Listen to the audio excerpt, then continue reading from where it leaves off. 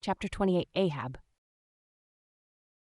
For several days after leaving Nantucket, nothing above hatches was seen of Captain Ahab. The mates regularly relieved each other at the watches, and for aught that could be seen to the contrary, they seemed to be the only commanders of the ship.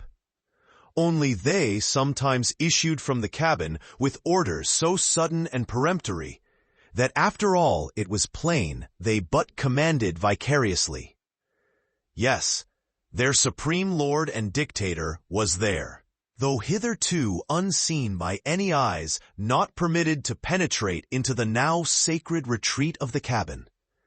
Every time I ascended to the deck from my watches below, I instantly gazed aft to mark if any strange face were visible. For my first vague disquietude touching the unknown captain, now in the seclusion of the sea, became almost a perturbation. This was strangely heightened at times by the ragged Elijah's diabolical incoherences, uninvitedly recurring to me, with a subtle energy I could not have before conceived of.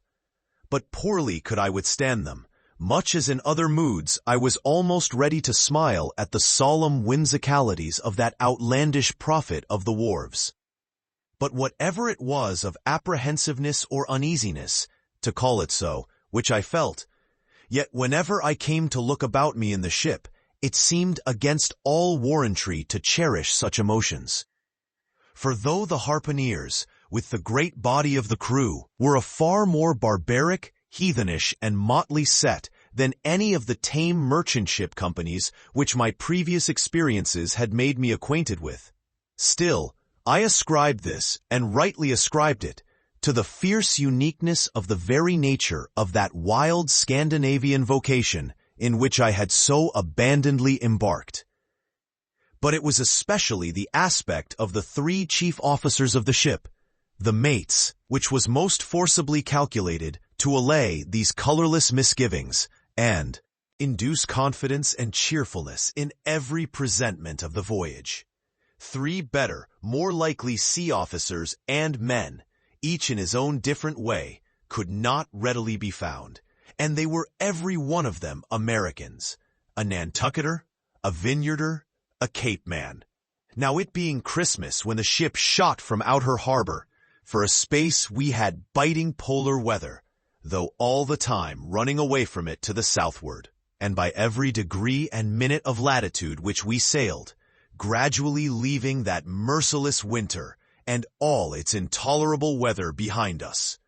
It was one of those less lowering but still gray and gloomy enough mornings of the transition, when with a fair wind the ship was rushing through the water with a vindictive sort of leaping and melancholy rapidity, that as I mounted to the deck at the call of the forenoon watch, so soon as I leveled my glance towards the taffrail, foreboding shivers ran over me. Reality outran apprehension. Captain Ahab stood upon his quarter-deck. There seemed no sign of common bodily illness about him, nor of the recovery from any. He looked like a man cut away from the stake, when the fire has overrunningly wasted all the limbs without consuming them, or taking away one particle from their compacted, aged robustness. His whole high, broad form seemed made of solid bronze and shaped in an unalterable mold, like Cellini's cast Perseus, threading its way out from among his gray hairs and continuing right down one side of his tawny scorched face and neck, till it disappeared in his clothing. You saw a slender rod-like mark, lividly whitish. It resembled that perpendicular seam sometimes made in the straight, lofty trunk of a great tree, when the upper lightning tearingly darts down it, and without wrenching a single twig, peels and grooves out the bark from top to bottom, ere running off into the soil, leaving the tree still greenly alive, but branded. Whether that mark was born with him, or whether it was the scar left by some desperate wound, no one could certainly say. By some tacit consent, throughout the voyage, little or no allusion was made to it, especially by the mates. But once Tashtego Sr., An old gay-head Indian among the crew superstitiously asserted that not till he was full 40 years old did Ahab become that way branded. And then it came upon him, not in the fury of any mortal fray, but in an elemental strife at sea. Yet this wild hint seemed inferentially negatived by what a gray Manxman insinuated, an old sepulchral man, who having never before sailed out of Nantucket, had never ere this laid eye upon wild Ahab. Nevertheless, the old sea traditions, the immemorial credulities, popularly invested this old Manxman with preternatural powers of discernment, so that no white sailor seriously contradicted him when he said that if ever Captain Ahab should be tranquilly laid out, which might hardly come to pass, so he muttered, then whoever should do that last office for the dead would find a birthmark on him from crown to sole. So powerfully did the whole grim aspect of Ahab affect me, and the livid brand which streaked it, that for the first few moments I hardly noted that not a little of this overbearing grimness was owing to the barbaric white leg upon which he partly stood. It had previously come to me that this ivory leg had at sea been fashioned from the polished bone of the sperm whale's jaw. "Aye, he was dismasted off Japan," said the old gay-head Indian once. But like his dismasted craft, he shipped another mast without coming home for it. He has a quiver of them. I was struck with the singular posture he maintained. Upon each side of the Pequod's quarter-deck, and pretty close to the mizzen shrouds, there was an auger hole, bored about half an inch or so into the plank. His bone leg steadied in that hole, one arm elevated and holding by a shroud. Captain Ahab stood erect, looking straight out beyond the ship's ever-pitching prow.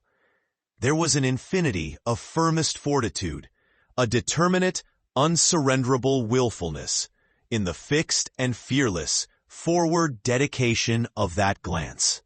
Not a word he spoke. Nor did his officers say aught to him, though by all their minutest gestures and expressions, they plainly showed the uneasy, if not painful, consciousness of being under a troubled master eye. And not only that, but moody, stricken Ahab stood before them with a crucifixion in his face, in all the nameless, regal, overbearing dignity of some mighty woe.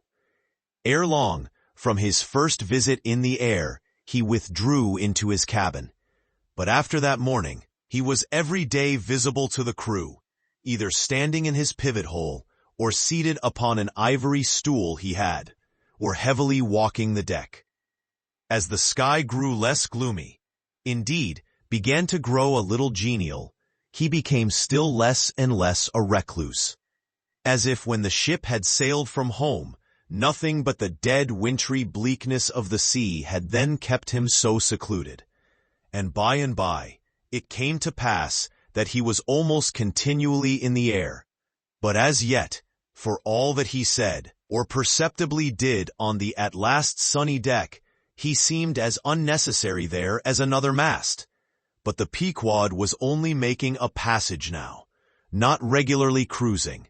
Nearly all whaling preparatives needing supervision the mates were fully competent to, so that there was little or nothing out of himself to employ or excite Ahab now, and thus chase away, for that one interval, the clouds that layer upon layer were piled upon his brow, as ever all clouds choose, the loftiest peaks to pile themselves upon.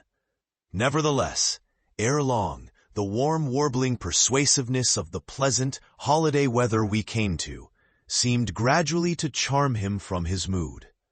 For as when the red-cheeked dancing girls, April and May, trip home to the wintry misanthropic woods, even the barest, ruggedest, most thunder-cloven old oak will at least send forth some few green sprouts to welcome such glad-hearted visitants.